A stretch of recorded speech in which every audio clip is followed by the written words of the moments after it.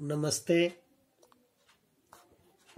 कक्षा 6 पंच परमेश्वर प्रश्न संख्या 107 का पहला अवतरण पिछले दिनों शनिवार को पूरा हो गया था। अब उसके आगे इस घटना को हुए कई महीने बीत गए। अलगू जब अपने बैल के दाम मांगते तब साहू और साहुआइन दोनों ही उनसे लड़ने लगते। यहाँ तो सारे जन्म की कमाई लुट गई, इन्हें दामों की पड़ी है। मुर्दा बैल दिया था उस पर दाम मांगने चले हैं, परंतु अलगू चौधरी के लिए 150 रुपए से इस तरह हाथ धो लेना इतना आसान न था। एक बार वह भी गर्म पड़े। साहू जी बिगड़कर लाठी ढूंढने चले गए। जब सहुआइन ने मैदान लिया, प्रश्नोत्तर होते होते हाथापाई की नौबत आ पहुंची। शोरगुल सुनकर गांव के भले मानस परामर्श देने लगे कि इस तरह से काम न चलेगा, पंचायत कर लो। अलगू ने भी हामी भर ली। पंचायत की तैयारियां होने लगी। दोनों पक्षों ने अपने अपने दल बनाने शुरू किए। इसके बाद तीसरे दिन उसी वृक्ष के नीचे पंचायत बैठी। वही संध्या का समय था। पंचायत बैठ गई तो रामधन मिश्र ने कहा, अब देरी क्या, पंचों का चुनाव हो जाना चाहिए। बोलो चौधरी, किस किस को पंच बदते हो? अलगू चौधरी ने दीन भाव से कहा, समझू साहू ही चुन ले। समझू साहू खड़े हुए और कड़क कर बोले, मेरी ओर से जुम्मन शेख। जुम्मन का नाम सुनते ही अलगू चौधरी का कलेजा धक धक करने लगा, मानो किसी ने अचानक थप्पड़ मार दिया हो। रामधन अलगू के मित्र थे। वे बात को ताड़ गए।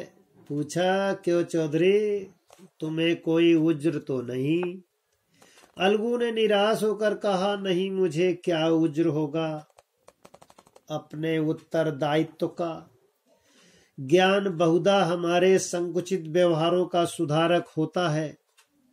जब हम राह भूलकर भटकने लगते हैं, तब यही ज्ञान हमारा विश्वसनीय पथ प्रदर्शक बन जाता है। जुम्मन शेख के मन में भी सरपंच का उच्च स्थान ग्रहण करते ही अपनी जिम्मेदारी का भाव पैदा हुआ। उन्होंने सोचा, मैं इस वक्त न्याय और धर्म के सर्वोच्च आसन पर बैठा हूं। मेरे मुंह से इस समय जो कुछ निकलेगा वह देववाणी के सदृश है, और देववाणी में मेरे मनोविकारों का समावेश कदापि नहीं होना चाहिए।